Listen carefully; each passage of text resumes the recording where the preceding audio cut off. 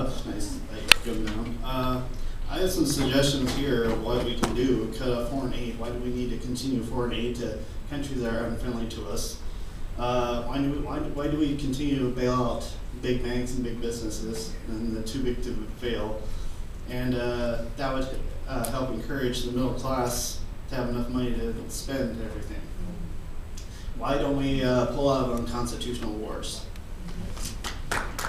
Well, I'll tell you a couple of examples on that. I think the first one you said was foreign aid, and that is probably one of the #1 issues I hear from South Dakotans on. They do not, they really in South Dakota, which I think we're filled with people that have a lot of common sense. That is probably the #1 issues that people write into me about is why are we giving billions of dollars to other countries when we are borrowing the amount of money that we just saw? So very valid question, and those need to be reviewed, absolutely.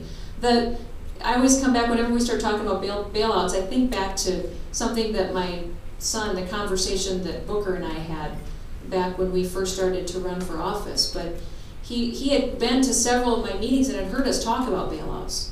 And so we got into the pickup and we were going to the next place with the rest of the family, and he said, "Mom, what is a bailout?"